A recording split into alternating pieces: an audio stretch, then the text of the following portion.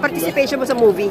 Ako po si Chris Carlson, one of the OG Okay. Bar Boys po, Bar Boys 1. And I play a lawyer, successful lawyer from New York. So nagbabalik po ang character ko dito para reunite po kami ng barkada. At the same time, to fix my Yung mga- personal issues with my family. Oo. Yan, mamaya ako balikan family. Yes, Pero po. anong difference nung first participation mo sa ngayon? Definitely marami pong difference. Bar Boys 1, estudyante pa lang kami. Ito Bar Boys 2, pamilyado na kami. Nasa real world na kami. Oo, Marami pinapractice na na. kaming pinaglalaban sa buhay.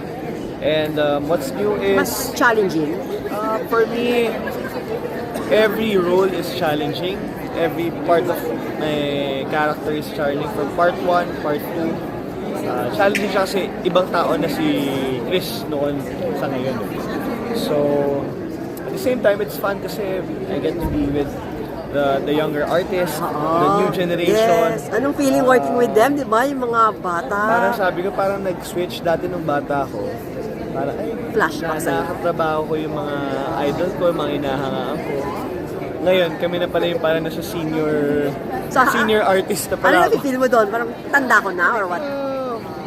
Pwede ganun, in a way na parang feel ko tanda ko na or tagal ko na pala sa industriya.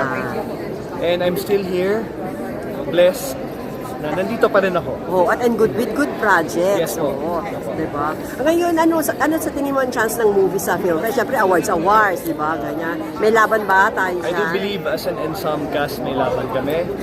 I do believe that, especially with Miss Odette Can, says he has a chance also to win an award for this project, and I hope she does. She deserves it. Sa tagal na po ng industriya ni Miss Odette Can, hindi po siya nagbago. Ganun pa rin siya kagaling simula nung Bar Boys 1 hanggang Bar Boys 2. Ay, yung mga bata, pasaway ba sa set? Mabait naman? O mahusay ba? Baka nung Bar Boys 1, nung bata kami, baka kami pa yung pasaway. Pero ngayon nakikita ko, itong mga batang kasama natin ay very professional, humble, grounded, willing to learn. Believe na ako sa sagot nila kanina kasi ini-imagine ko, nung 19 ba ako, ganun ba ako sumagot? Sabi ko parang hindi ako ganun sumagot dati. And at a young age, ganun ang knowledge and experience nila. So nakakatuwa na may mga young actors na who really take the craft seriously. And then also, yung sagot kanina ni Direk, may connected naman to sa movie about yung political dynasty. Yes, po. Anong take mo doon? Kasi since you belong to one of the... Can I say that? Or no naman? Oo, kasi your family is very long na rin, di ba? Mga questions po, syempre, part of the Pineda family. Yes. Oo. Connected po ako doon. Yes. And ako naman naging po ako doon. Pero it's not just for me. Dynasty is about paulit-ulit yung same family member na binoboto. Pero for me, what's important is iboto yung taong karapat-dapat. Dynasty does play a big part, pero what's important is iboto natin yung taong may puso talaga na tumulo. And for me, this gives more people an opportunity to try out public service. Ang dami po nangyayari sa mundo ngayon, dami nangyayari sa bansa natin ngayon. So, we need new breed of public servants, new breed of heroes as well. At sana po itong pelikula po namin, Bar Boys, ay makapagbigay ng boses sa mga taong nangangailangan to step up and to fight for what is right. So, Christmas to, magiging busy ka. Anong plano mo sa Pasko? Busy po.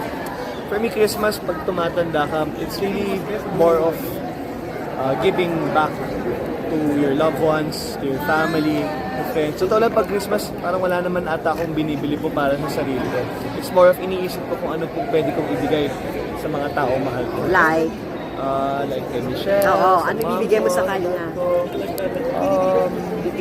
Usually, my family wants me to guess and observe kung ano po yung mga gusto nilang mag-isip. So, ganun kami. Pero ako naman, I hope that, syempre, happy ako na maraming work more work means mas maganda yung regalo yung mabibigay ko po para po sa kanila. And Christmas, syempre, it's all about Na, Christmas wish. Christmas wish. Sana may makulong na. Ayun. Sana may makulong na Christmas wish. At sana po yung mga taong kulang po sa boses ay magkaroon po ng boses to speak up, to fight for what's right. Personal matters, personal thing. Gusto ko lang po masaya ang pamilya ko at health. And very blessed to be here. Very thankful na umabot tayo ulit sa panibagong Christmas. And makakasama po natin ating mga pamilya. Ayun, yung 500 pesos na pang Noche Buena. Agree ka ba? 500 pesos. Yeah, oo. Siyempre, real talk po tayo. Kulang na kulang ang 500 pesos.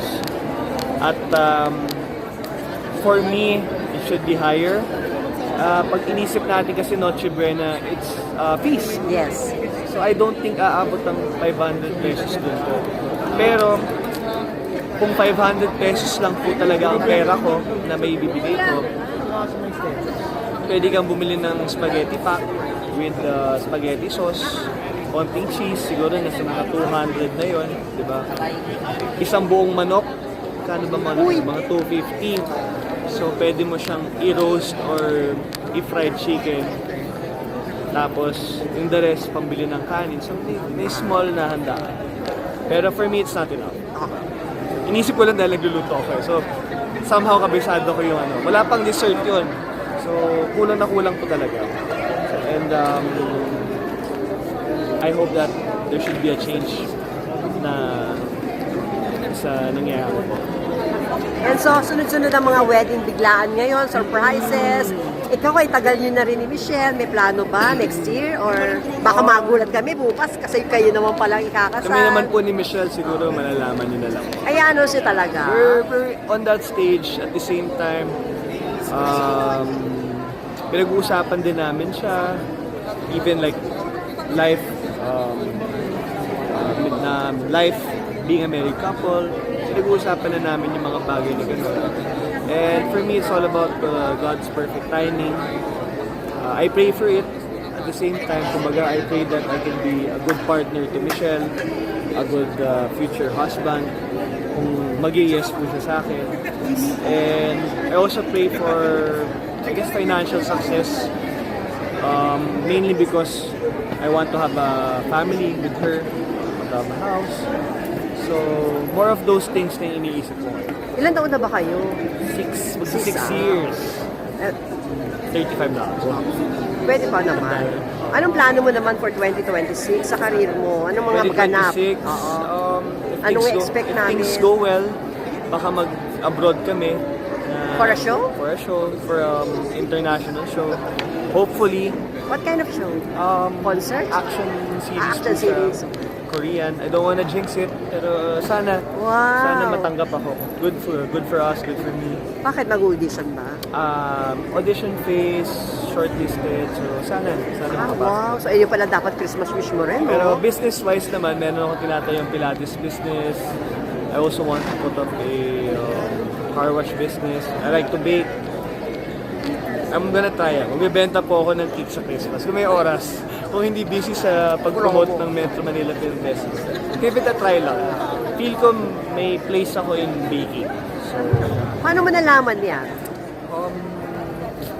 siguro by trial and error, pinagbe-bake ko yung family ko. Nasasarapan sila? Okay naman. Ah. Sa awa ng Diyos, okay naman daw. Pwede ko naman daw siya ibenta. Just trying to check kung yung costing ng pagkain, magkano siya bilita. Paano mo napunta dyan? Paano mo na-discover ang pagbe-baking? Nag-culinary school po. CCA Manila. Natagal lang bago mo na... Matagal lang din. For me, baking medyo nahuli. Kasi parang hindi ko naman inisip magbe-bake ako eh. Kasi for me, during my time in school, pag nagbe-baking ka, nakakatamad eh.